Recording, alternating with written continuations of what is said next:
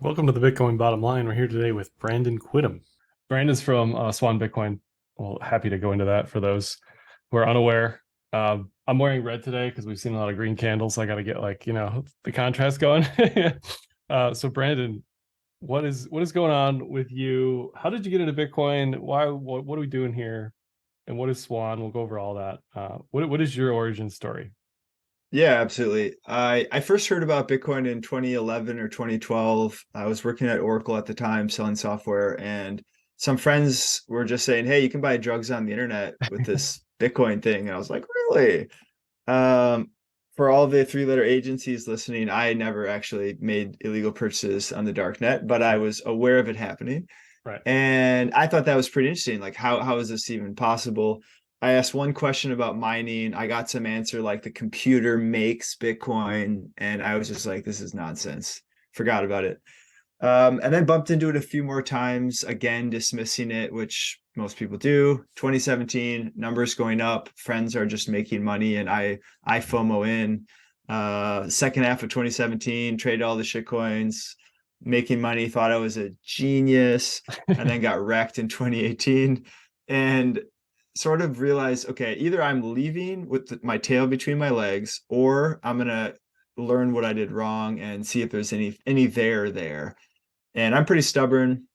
And so I stuck around and I read like 20 books in Q1 2018, all the history of money, all the Bitcoin books, and essentially went from blockchain saves the world to a pretty focused Bitcoin maximalist, even though I hate that term, in like Q1, Q2 2018.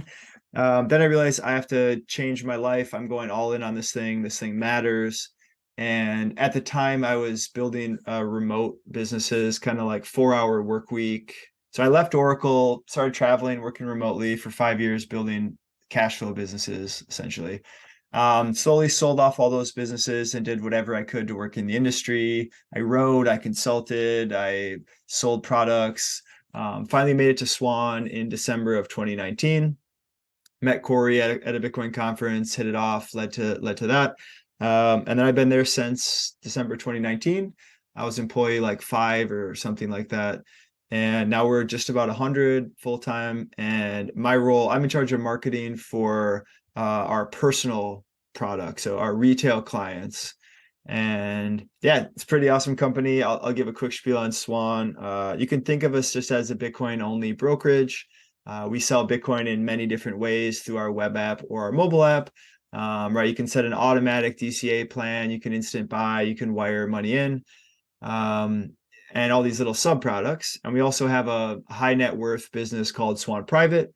So you can get a one-on-one rep, you can text your rep, get advice, get all the fancy research, and essentially get someone to hold your hand as you enter this market. And interestingly, those clients tend to be a bit older, and there's a huge influx of baby boomers, mostly spurred off of the COVID financial response. Like, okay, inflation's bad, the government's doing crazy things, and the boomers are getting scared about their retirement and coming in with 1, 2, 3, 5% slices of their net worth, sort of as a defensive play, which is cool to see. Yeah, if you want to get started at Swan, swan.com/quittem, you get $10 free for creating your account. That is my ref link, and that's my last shill of the episode. Back to you, Josh. It's gotta be like BQ something. Quittem. I feel like Quittem is hard to spell, but maybe that's just me. I don't know. Hey, fair enough. So it's funny how like most early Bitcoiners who like have stuck around and have like this grit mentality, where it's like, I don't care what it is, I'm gonna do something in crypto. Like most of them start trading and then like learning slowly about why this technology is important and why this technology is probably gonna outlast ourselves, right? But what was your favorite early like Bitcoin media that you focused on? I know for me it was like Andreas and James DeAngelis who sort of went off the deep end, but for you, like who, I used to go to bed like listening to Andreas, like just crazy stuff like that. Who for you was like your guy or your gal that you like to watch? Totally. Yeah, it was for sure Andreas. So Q4 2017, right, during the big pump that period, I was going 10 to 15 hours a day. either trading on like KuCoin or some other long tail shitcoin exchange, or just reading. And when I normally tell my long form rabbit hole story, it's I was waking up with Andreas in my ears. I was falling asleep with Andreas in my ears. My girlfriend at the time, now wife, is like, you need to go outside. You stop seeing your friends. And I was just like, no, this is more important right now. So that's the one that I would say is the standout. A couple other articles that really did a lot for me would be Bitcoin is a Decentralized Clock by Gwern. That's Okay. a mind-blowing essay. It's essentially breaking down proof of work into what its fundamental purpose is and what Bitcoin is from like and it's just a really weird angle into Bitcoin, and it's mind blowing. Or sorry, no, that's not Gwern. Gwern is Bitcoin is worse is better, which is also a great article. But Bitcoin is a decentralized clock is another good one. I hadn't heard of either of those, so I'm gonna have to look those up. The reason I ask is because it's hard. Nobody wants to be like the Jehovah's Witness or the Mormon of Bitcoin. I don't think, right? Like, not to disparage either of those religions, but like for me, like that approach is not helpful. The approach for me that works is like, oh, what is that game? That's pickleball. That looks a lot like a game I like to play, badminton or whatever, right? And then you're like, oh, can I learn? Can I play? Right? I feel like Yep, that's where we win and that's how we win, not like, oh, look at this XYZ. Like for me, it's all about the practicality and like what can it do, right? It can be an agree. investment, it can be a payment rail, it can be a bank, right? It can be all those things.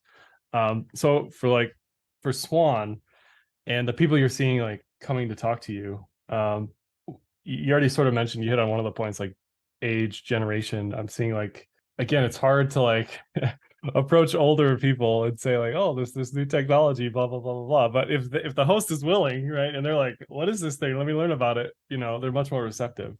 So what are you seeing like as far as the demographics, or you know anything any insights there and breakdown as far as who's coming to you guys and why, and what are they here for? Are they here because they blew up on shitcoining, or what are they doing? Yeah, totally. So first, a comment on the evangelist stuff, the Jehovah's Witness. So I think it's almost I think like the standard onboarding to becoming a Bitcoiner, you kind of go through this hero's journey. It starts with shitcoins, then you get wrecked. Almost everyone comes in during the mania phase. So your first cycle, you always get wrecked. But as soon as you figure out that this thing's important, oh my God, Bitcoin's going to change the world, or many people, it's like blockchain will save the world before they learn better. And they feel like they discovered this secret about the universe and they have to tell everyone they've ever met. And what you quickly find is that you trying to convince people about magic internet money does not work. Yeah. And most people have this allergic reaction to being sold to something. They feel like it's a con, even Yeah. though generally the person has good intentions. It just doesn't work. Then you realize after you alienate all your friends and your family and your spouse that maybe I should chill lightly. And then you come into like you mentioned, pickleball, badminton, like meet the person where they are. What matters for them? Don't just spew your nonsense, make it relatable. And I think the reality is grasping Bitcoin deeply takes time and effort, and there's no way to force it on someone. They have to genuinely study it themselves. Yeah. So I think the other way to look at this is who needs Bitcoin? Like, what's the purpose of it? And I think there's really three, maybe four reasons why people need Bitcoin today. In the West or developed countries, we really don't need Bitcoin. We can park our money in S&P 500, or the dollar's the best shitcoin there is. So We I don't need it, think but some of us want it. That's exactly, the we difference. want it. Yeah, we We want it don't for need it. ideological purposes, Yeah. or because we really understand what this thing is. And I think the more you understand about Bitcoin, you almost always end up in a just buy a little bit each week with your free cash flows in life, like save long term. That's where people end up. The entry points, let's say if you're in a developing country, primarily Africa, is they have like thousands of different payment processors and none of them speak to each other. So selling your goods across borders is really hard. And so they're adopting very quickly in specifically the payment infrastructure level because they want to sell their goods, and that's their bank, their mobile bank. The other interesting way in right now is through energy markets. So there's more Africans that don't have electricity than there are citizens in the United States, right? Wow. So if energy is more widely distributed in Africa, that is the single best way to allow them to pull themselves out of poverty.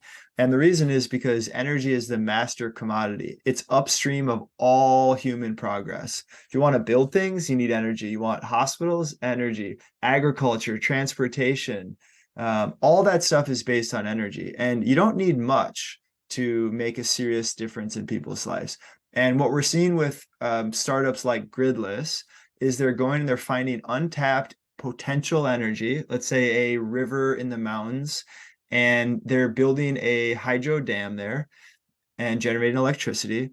And that's a capital intensive project. And it might take years to distribute that energy to the end consumer before you get an ROI on that investment.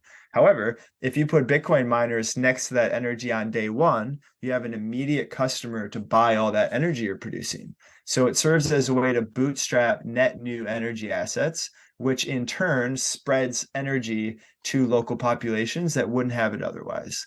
And so I kind of see those three ways to come into Bitcoin. And yeah, they're all worthy places to come in, but then you always end up in the savings mode. You end up that scarcity as people figure it out, it's going to be worth more, so I should save some long term. I think you asked a question about Swan users and demo.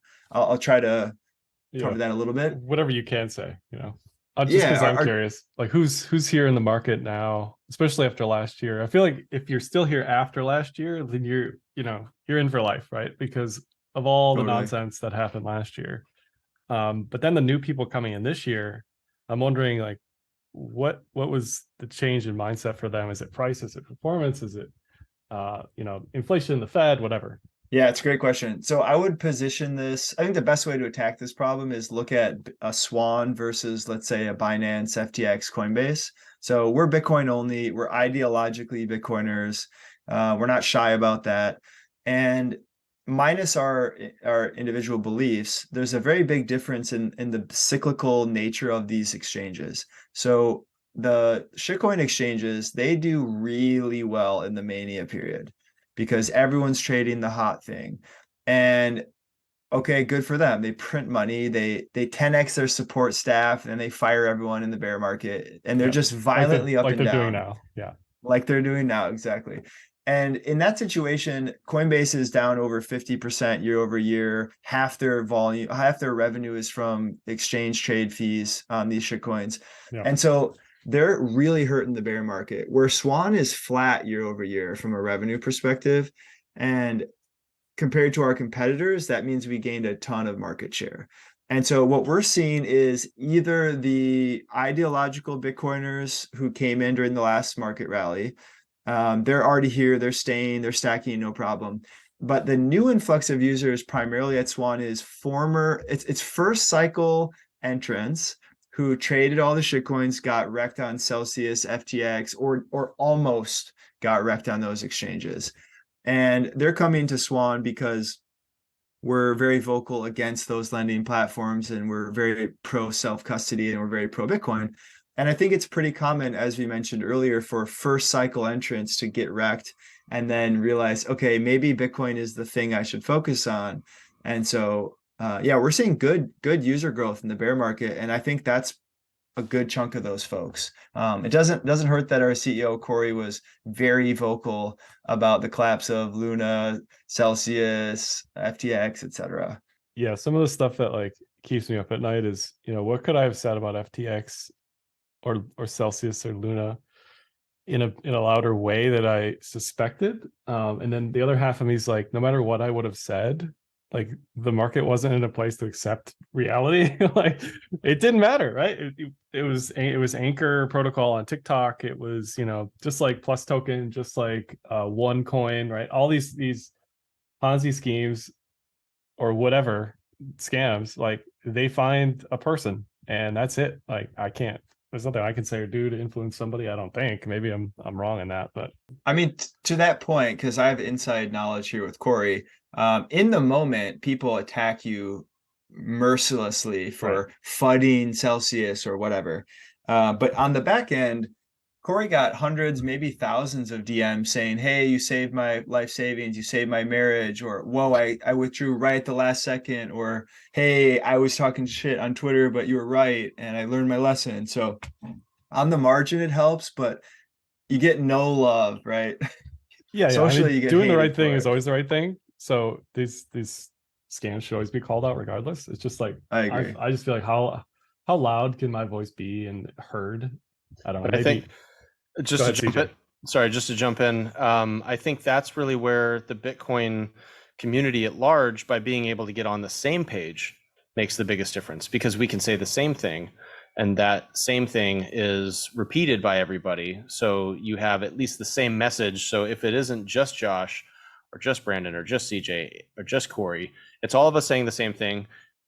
People say, "Oh, you're in the Bitcoin echo chamber," but the reality is that Bitcoiners have seen this cycle multiple times, because the incentive to steal by coming up with your own scam, your own coin, your own exchange, and rugging everybody, the incentive is too high, and it's impossible with Bitcoin, which is what makes Bitcoin so special. And I think that's where people sort of default, after they've got kicked in the nuts, back to Bitcoin only, or maybe, at least for a temporary period of time, in the bottom of the worst part of the bear market, if they get wrecked in altcoins. Because there's a lot of people that distribute their money. They're like, "Oh, I'll put 20% in Bitcoin and 80% in alts," because that's what I would do in the stock market. I'll have some tech money, some REIT money, some consumer staples. But it's really not like that with Bitcoin. Bitcoin is like the thing, and then all the other stuff is not a thing. And that's where we have to all get to the point where we can make the apple falling out of the tree analogy, something that's a super easy explainable, like rational viewpoint that someone's witnessed before about gravity, but using that analogy for Bitcoin. Now a lot of people have seen what's happened with Celsius, so we can point to that, say, "Hey, this is going to happen again because people are corrupt, and don't fall for it." And people will be like, "Yes, you're right." Yeah, if there's any silver lining between what happened with Celsius and Luna and FTX, it's that it was so visible and so public that anybody who wasn't living under a rock, is going to know exactly, ideally, what not to do in the next cycle. And like you're right, CJ, like Bitcoin maximalism happens because we've seen what's happened before, right? Like I wasn't a Bitcoin maxi necessarily coming in 2013, but I sure as hell am after Mt. Gox, right? It only took one cycle for me. I was like, oh Jesus, like nope. And that's changed the mindset going forward forever, right? It's like, the Great Depression analogy. Once you're live through the Great Depression, you change your habits, you change everything about you, right? CJ, Absolutely. And go ahead. going back to CJ's point, if I can, he made a Yeah, very interesting point with the altcoins, which is that every cycle there's going to be new grifts, new scams, new there already is, Ponzi's. by the way, to interrupt you. Sorry. Aptos No, go up like ahead. 400% this week. Go ahead. There you go. So the idea that you can print your own money, give it to yourself, and then sell the rest, that's just too powerful. And that's the genesis of all these scams. So I'm not optimistic that next cycle people will have learned their lesson. I think the reality is they're going to be new suckers who would touch the stove next cycle. And hopefully over time, more and more people figure out what's going on and fewer get scammed. But I don't think we're out of the woods yet on that. But the bigger picture here with that point is that people often try to compare Bitcoin to other chains based on technology or based on these use cases. And I think all of those things entirely miss the point. The reason why Bitcoin's important is because it's a tool that cannot be co-opted. It can't be politically captured. It can't be changed. And many people say, well, technology is supposed to evolve and change, move fast, break things. And so Bitcoin sort of breaks our heuristics if you evaluate it from a technology standpoint. However, if you evaluate it from a monetary history perspective or a systemic, like society is a complex adaptive system, and what role does money play? Money is the biggest leverage point in society, right? You can look throughout history, like the Rothschild quote, "Give me control of the nation's money and I care not who makes the laws," right? And so that is the leverage point. And throughout history, people have notice that, and then powerful people try to co-opt that tool for their own benefit. Same thing with shitcoins, they capture the money printer. And so essentially that always happens throughout history. Every money before Bitcoin's been captured. And so I coined a phrase, Satoshi's law, which is if a system can be corrupted, it will be corrupted, right? And what that means for a society is powerful people capture the money. First, they exploit it, right? They print a little themselves, or oh, there's a war coming, we got to print more money. Maybe it starts off with good intentions, but eventually having humans in control of the money exploits it, and we finally break the money. The people discard it. There's this huge violent event where the money breaks, a new one rises, capital is destroyed, right? All these things. And the way I see Bitcoin is it's the first potential monetary system that cannot be politically captured. And if that's true, rather than having a money last 30 or 50 or 100 years, it could maybe last 500 years or 5,000 years. And I think that starts to, who knows what that means really, but that type of incentive, I think, is pro society, pro civilization. And I would really like to see that us nurture Bitcoin to give it a chance to go the full way there. Yeah, and along those lines, Brandon, what you say is so powerful because it explains a very problematic aspect of our society financially, which is that people try to pull up the ladder. So you have people that are upwardly mobile, they get to a certain point because they've benefited from the Cantillon effect or from some sort of skill specialization or whatever, then they yoink up the ladder so no one else can make that level up like they have. And we see that with the bankers where they borrow all this money at a very low rate, ZERP effectively, right? And then they lend it back out at 4%. So they're making but they're doing it at 10 times, 15 times, or whatever it is that they're borrowing. So they're creating this huge effect where they're benefiting and everybody on their roster is benefiting. And then the people that are struggling, trying to get off the bottom rung of the economic ladder, that's stretching further away from them, that second or third rung or whatever. And I think Bitcoin's the only thing where you can't pull the ladder up, because if you have a skill that's marketable enough, you can demand to be paid in Bitcoin. And as a artisanal craftsman, as a painter, as a architect, whatever, somebody specializing, some brain surgeon or, orthopedic surgeon or something like that, they could say, hey, you have to pay me in Bitcoin, almost like a ransom. And they could say, you have to pay me in Bitcoin. And then that creates distribution back from the super wealthy with a lot of Bitcoin back to other people, right? And that's where we see that demand curve flip on the adoption, where there's more people who want to capture Bitcoin by getting paid for their work in Bitcoin. That's really mass adoption. That's the trigger that takes us from 100, 200 million where we're at now to the 500, 600 million, where then it goes from that to 1 billion instantly. Because people just want Bitcoin. Then they'll figure out what other fiat they've got to distribute to pay their taxes or something like that from there. Because I think fiat's going to stick around, but I think the reliance on central bank stuff is going to go away as Bitcoin adoption goes up. And I think that's what makes me so excited about seeing what Swan does in terms of creating shrimps that are just very hungrily DCAing, and that's because that's a big part of it. Yeah, absolutely. We love our DCA army. They're the backbone of the whole platform. And yeah, we couldn't do it without them. You made an interesting point about the ladder, though. And I want to just underline a tangential point, which is that our current system, we have taxes, right? That's one way the government fundraises. The other way the government fundraises is by printing new monetary units, so through inflation. And what that does is anyone holding the dollar gets a little bit of their purchasing power gone, disappeared, stolen essentially every single year. And that's a shadow tax that is not known. And it's an inverse Robin Hood. You're stealing from the poor and giving to the rich, right? So the thing where you can't pull the ladder back up, Bitcoin can't steal from you. It's honest money. It's incorruptible money. And rather than your purchasing power declining year over year, the opposite occurs. Right? Humans get better over time at building things. We get more efficient. We come up with new technology. That naturally should make the price of goods around us go down every year. But instead, they're going up every year. So if we make this enormous shift from a inflationary debt-based monetary system, which has an embedded growth obligation, embedded meaning we must increase the money supply at an exponential rate forever, or the system breaks entirely. If we transition into a deflationary monetary system, instead of having to work harder every year just to have the same quality of life, you can work the same every year and your quality of life goes up. And that is that benefit is socialized throughout society, right? So if we look into the far future, we're looking at Bitcoin. Rather than having to invest your money to get over that inflation rate, instead you just have to save your Satoshis from your work. And the entire aggregate GDP or the aggregate productive economic growth on our planet that value gets captured instead of from CEOs and corporations and bankers, that value gets captured into the monetary asset itself. So the shrimp farmer in Bangladesh, they're actually saving their satoshis, which buy more every year. And I think that sort of just underlines the moral aspect here, which I think embeds most Bitcoiners why they're so passionate about Bitcoin versus other chains, is that Bitcoin can't steal from you. There are no leaders, and it's a morally superior outcome if adopted at scale. I love all of that so much.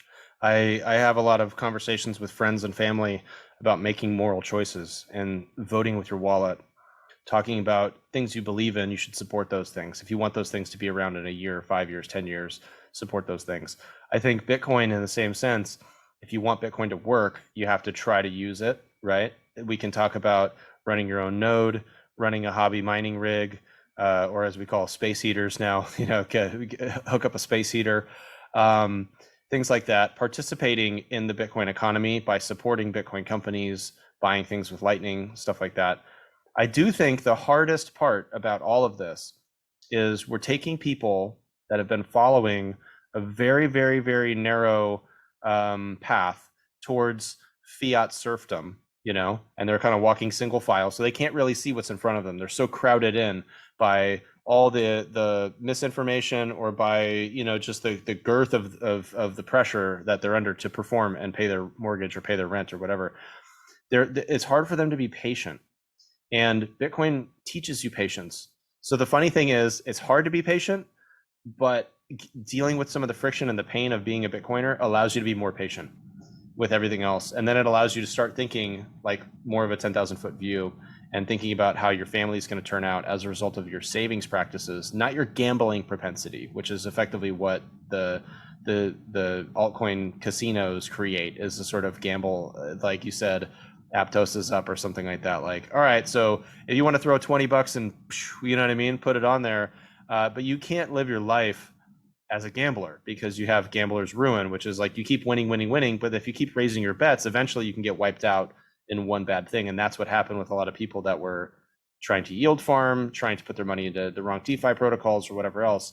They were trying so hard to get something for nothing and get it right away, get it fast, with no patience.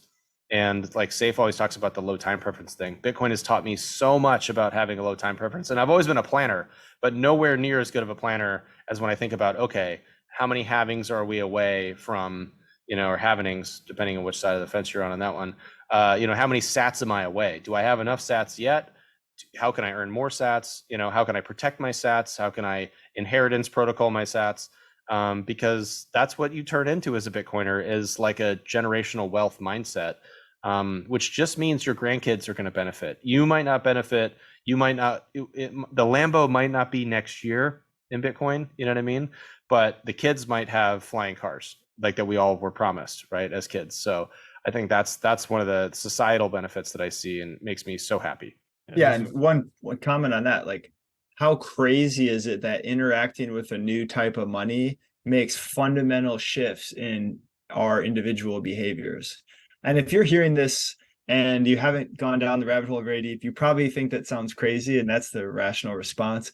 But there are thousands or millions of people like us who have genuinely made big shifts in their personal life simply by interacting with this money, right? It teaches you low time preference, because for the first time in my life, at least, when I save Satoshis, I feel optimistic that they will be worth more in the future. So that literally makes me want to save money more than I ever have. And thinking long term, I think, is where humans are at their best.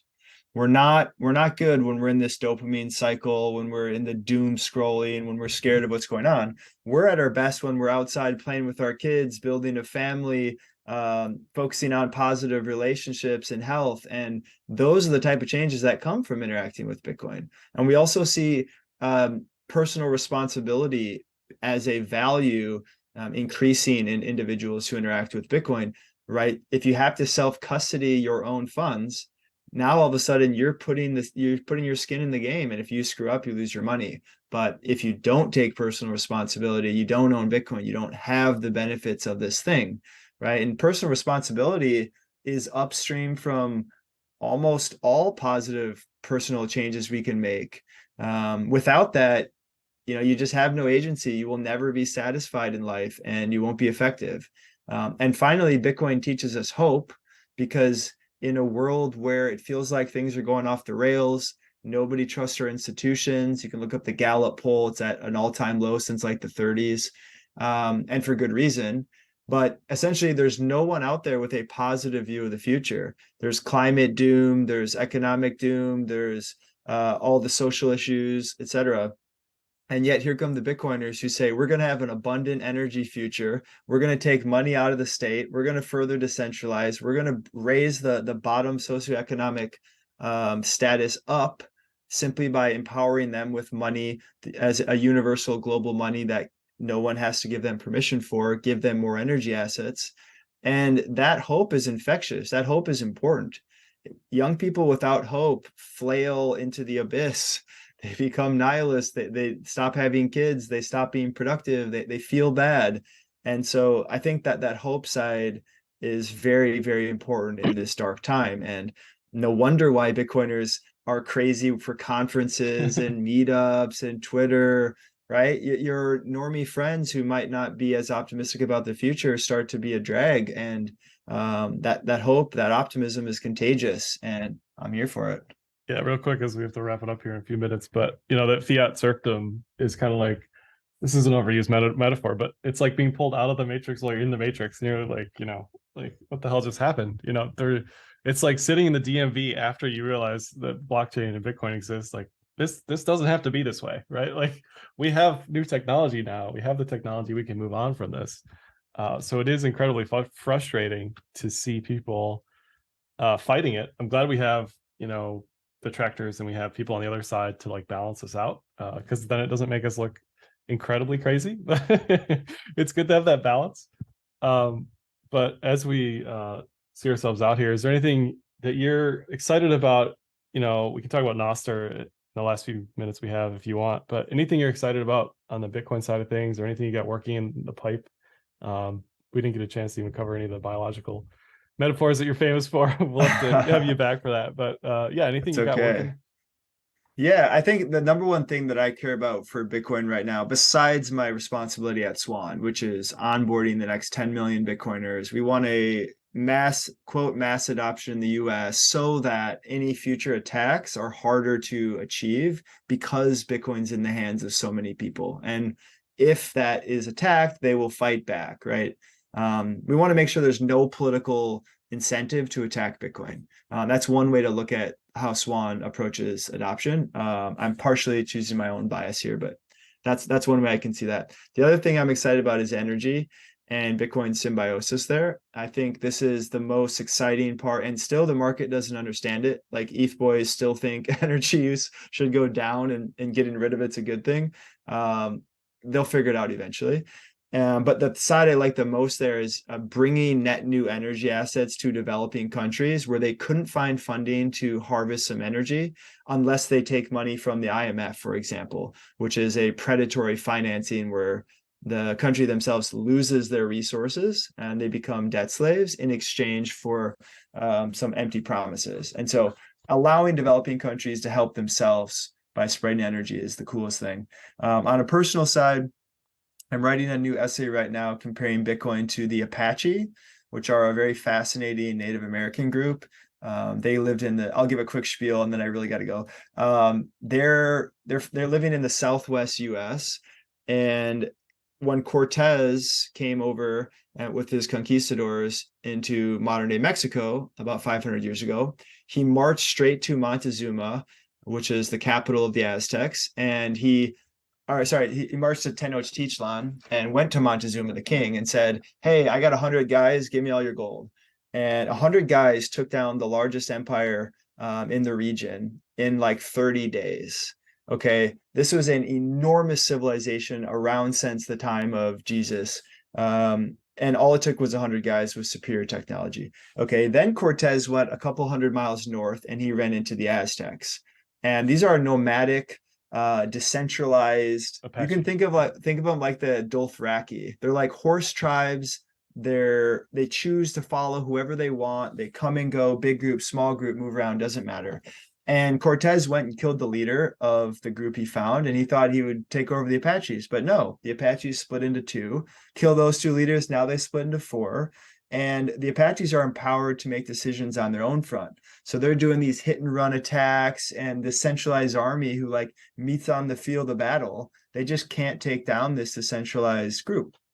And for hundreds of years, the Spanish can't do it. Then Mexico gets their independence. They can't stop the Apache. Then the Americans move west and they run into the Apache. It takes them hundreds of years to stop the Apache. And ultimately, the downfall was the US government gave the Apache leadership 100 head of cattle. So here is some wealth, and which the Apache didn't normally keep. They were nomadic, right? They carry their wealth on their back. And so they created a committee and they decided who's going to get which cows and which wealth. And they essentially corrupted the Apache from the inside out. They sacrificed their values for comfort. Essentially, they got subverted. And so the essay is comparing Bitcoin to the Apaches, right? There's lots of obvious analogies there, but also a warning sign to say subversion is the way that you would attack a decentralized system like the Apache and like Bitcoin. So it's kind of exploring failure modes and how we need to be vigilant in that type of framing. So that was a mouthful, but yeah, that's the upcoming essay. So we have to stay toxic. That's the key, right? We have to stay toxic so we can't get co-opted. I guess that's exactly. Good. I like it. 15,000 words and it ends with just too long, didn't read, stay toxic. Stay toxic, my brothers. Exactly. Well, I'm sure the memes that come out of that will be great, because the memes coming out of the mycelium essay have been great for years. So I just really appreciate your work in the space, Brandon, and I appreciate what Swan's doing as a client.